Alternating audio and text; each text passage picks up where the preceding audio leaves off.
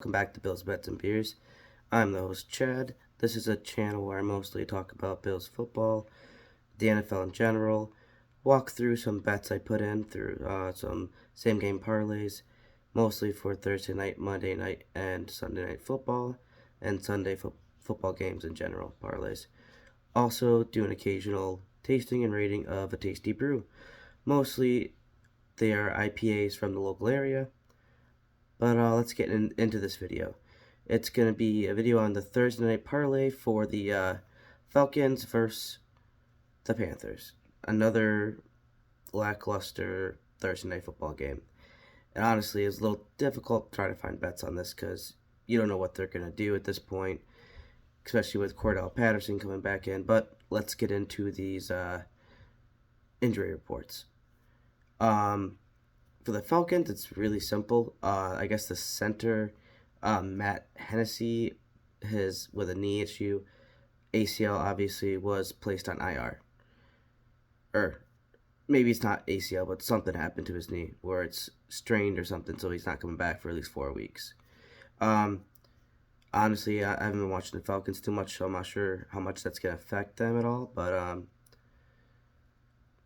they've been doing decent on offensive as of late, so they should hopefully keep going on the runs because, I don't know, I just want to see them beat Tampa in NFC South. Panthers a little bit more of a situation going on. The running back, Chuba Hubbard, he is questionable, but I think he's been practicing all week. So the questionable is kind of interesting. I'm guessing they've been having him do limited and full practice, and still not sure if they're going to let him start. The safety, Jeremy Chin, hamstring, returned off of is going to be returning off IR. The offensive tackle, Tyler Moulton, has an elbow injury, and it was limited practice. And defensive tackle Matthew Leonidas is the back injuries also was limited participation as well. But honestly, I don't think that's going to be really. It might affect them a little bit, but the Panthers, they lost so many players at this point already. If PJ Walker and the gang can get everything together, it'd be definitely an interesting matchup for them to win. I mean, the line isn't really that big on this either. I think it's just -3 for the Falcons. So it's not that huge, considering the Falcons have been winning a little bit more than the Panthers. Interesting thing to look forward into this, at least for this game, is will that the rookie running back Tyler Algier, I don't know how to say his name. Will he still get carries now since Patterson's back in? He got off IR and all that stuff as of last week, and he didn't really do too much the week before. The coaches said they're going to start him in slow. So it'd be interesting to see if they're going to let the rookie running back, who's been holding the reins the past couple weeks and having a couple good games, if they're going to let him keep the reins at this point, or even like have more of like a split back.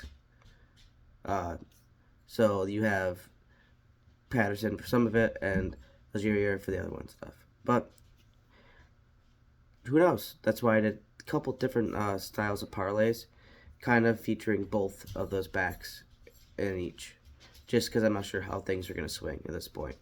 The first parlay I had was the FanDuel 6-leg parlay. It's a Thursday night. I know I mentioned this in the last Thursday night football video.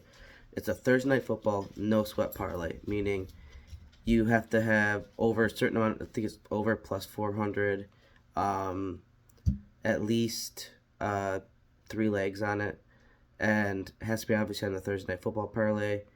And you can put $5 down, and if you lose, you get $5 back in free bets that you have to use by the next Thursday. So I mean, you can just put it right back onto that Thursday night game again, so you can kind of double down on the money. And whatever money you win on those free bets, you just don't get the $5 on the bet. You just still get the bet money. But yeah, let's get into this. I did Tyler Algier anytime touchdown. Marcus Mariota over 162.5 passing yards. I think he's going to be able to pass against this defense, the Carolina defense. I don't know. I don't think it's going to be that many yards. Like 162 isn't that many yards. I think he's going to get his passes off that he can. But at the same time, he's definitely not going to get like 250. So it's going to be very limited. Then I had Kyle Pitts for over 37.5 receiving yards. I think he's going to get the ball. Pitts is still a really good player and a big key part of this offense. With Patterson in, he's probably not going to get as many looks, but I still think he's going to get the looks. And 37 yards isn't much to ask for. Then I had Cordell Patterson over 53.5 rushing yards. I think they're going to use him a little bit more this game. The other game was kind of just getting in the game shape in a sense. Just so he can actually get used to the carries, but not force his body back in so it's going to get injured fast. But I think they're going to up his pace probably this game. That's why I still have the Algier touchdown on this, because I think he can get in the end zone still. I think he's going to still have his touches, with this being Patterson's second game back into the season. Then I had the Falcons -3 spread final score, and the Falcons -1.5 spread halftime. Not very interesting. I usually don't do those, but that halftime seemed like would be nice. Falcons have been getting a pretty good start off in the beginning, so I think they should lead the Panthers by that much. Overall odds were plus 2487, and it's just more on the safer side of bets, to be honest. And I put $5 down just so I can hit that no sweat parlay, because you have to have, if you put $5 in, you get your $5 back. And I bet $129. Well, $5 will get me $129. Pretty good payback for that. I mean, you're getting a good, like 35-ish. No, a little over about 30 a pop. So I mean, under that, sorry, about 25 a pop, which is fine. And yeah, I mean, it's not too crazy of a thing to think that can come out of that. That's what was my more safer one, I guess. A little less picks. Next one, I did it through Caesars. It was 8-leg parlay, and it's going to be Cordell Patterson anytime touchdown. Like I said, I switched things up between these two, just kind of make it a little bit different. Under 44 points overall, final game score. I don't think it's going to be that high scoring. I think it's going to be more like a 21-17 type of game, or like a 21-14 or 13 type of game. Something along those lines, where it's not going to reach over 44 points. They're both not going to have 27 points on the scoreboard, at least how I see the game going at this point in time. I picked Drake London to get over 39.5 receiving yards. I also did DJ Moore over 58.5 receiving yards. I still think PJ Walker's going to get some passes off. I mean, especially in garbage time. But I don't think it's going to be related to actually getting in the end zone. So I think Moore will still get his targets, because he's still the number one wide receiver over there. I just don't think he's going to score like 2 touchdowns and make this a higher scoring game. Then I also have the Falcons again, -3 spread final score. Might bite me in the ass, but just something to add in there. I think they're going to get it. I think they are going to win this game and cover the spread. Then I have Younghoe Koo, the kicker for the Falcons. He's going to go under 2.5 extra points and over on the 1.5 field goal made. Very interesting. I mean, not really. I like putting kicker stuff in here just because I think the field goal things are really easy to hit. 2 field goals in a game. like I said, it's just with this how I perceive this game going. It's not gonna be that high scoring. Either Patterson or Algeria is gonna get into the end zone. Who knows? They could both get in the end zone, but I think they're gonna get in the end zone once, one of them, and probably mostly like two or so field goals. So it might be like one or two touchdowns with two or three field goals. That's how I'd see the scores going, or even more field goals. But I see at least two from there, and I don't see them getting three touchdowns. So that's why I picked the under 2.5 on the extra points made. But total odds in this, I mean, ironically, came to again to a plus 10,000. Easy to tell you how much I'm gonna make. I put $2 on it, and I can make $202. So it's $101. It's basically you do the 10,000 equals plus $100 per whatever you put in, and then they add the $2 because you put $2 into the bet.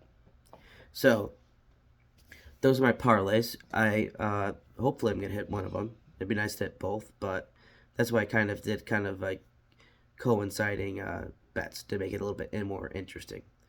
To make it a little bit more easier for me to hit either one of them. I would definitely recommend. I mean, if you're only putting like even for this with that no sweat parlay, you're really not losing money because you can use that money to put towards other bets later. But if you're even counting that's at $7 to put into bets in a day. Some people spend more than that on coffee in a day. So if you're not a coffee drinker like me, and you're a degenerate and like to gamble, $7 a day, $7 on a day is not that much actually. And you're actually getting $5 of that back. So you're putting $7 down to win almost 350 something, 300 like $30. But if you don't win one of the bets, you might get $200. If you don't win any of the bets, you just lost $7. Anyways, at the end of I know this is Thursday Night Football, but there's a lot of Bills news that came out, so I'll put that at the end. Allen is now day to day, and he did not practice today, and it doesn't look like he might practice tomorrow. So when I put that video out tomorrow about the Bills versus Vikings matchup, it's gonna be very interesting. I mean, there's gonna be a lot of storylines to follow at this point.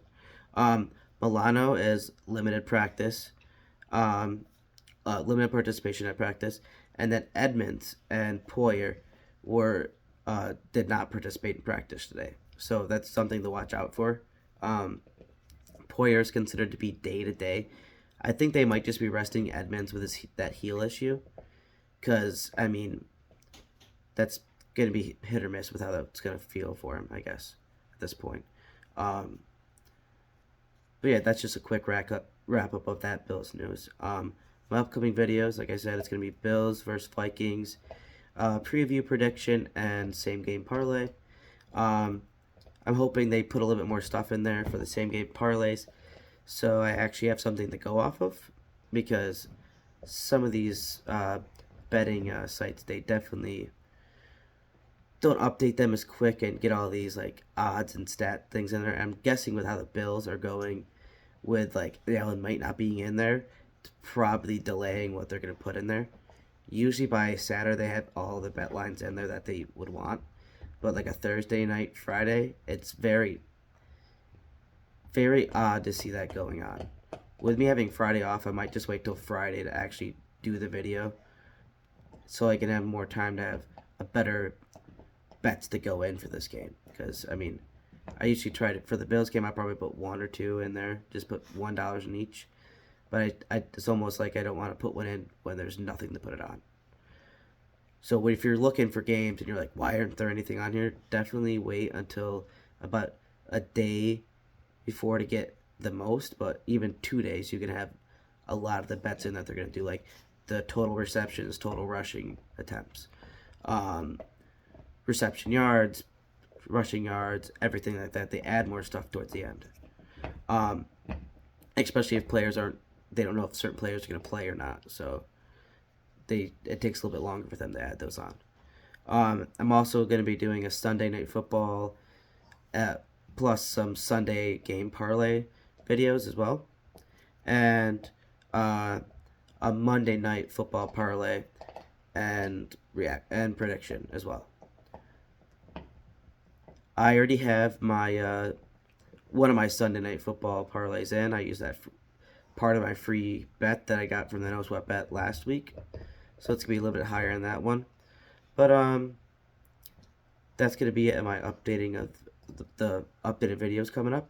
And I also have a sponsor section now. My wife, Elisha, she has an Instagram page. It's called Crochet with Elisha, Elisha. And she makes tons of cardigans, hats, gloves, mittens, anything like that for kids and adults. Winter season coming up. I mean, she makes really cool, she made really cool dragon scale gloves one time. You can look up what they look like. She also has it on her Instagram. So anything on there you can see, like the dolls, like the hat, anything like that, you can ask for that to be made, or you can just give her a picture or find something that you would like to be made, and I'm guaranteed she can find a pattern, and you just have to reach out, shoot her a DM, and she can get back to you, tell you a price, what she thinks it's gonna be cost for her to get that done. Also, my buddy Evan, he has a channel called Mr_Nasty Time. It's NASTYTYYYME. I'll put the link in the description, but he has a lot of good videos coming out. He does a weekly power rankings.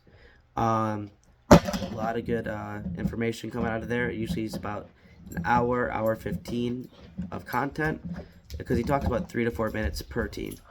Now he's spending a lot more time talking about the higher echelon, like the top 15, but he still puts at least 3 to 4 minutes in for the other smaller teams.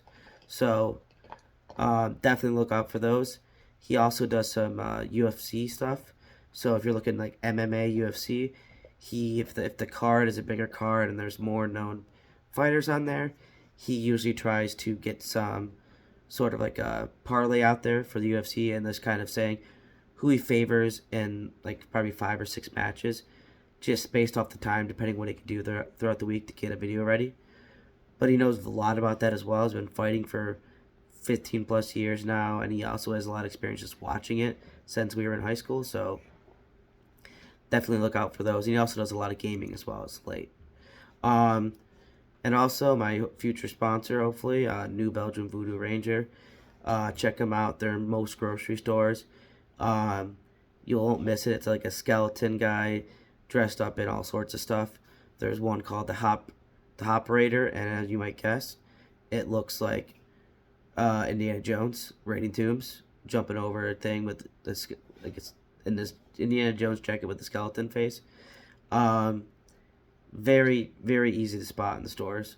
If you're looking to try one out and you're not a big IPA fan, definitely check out the Juice Force. That's my favorite by far, and it's 9.5%, and it barely tastes like an IPA. Very fruity, hazy IPA.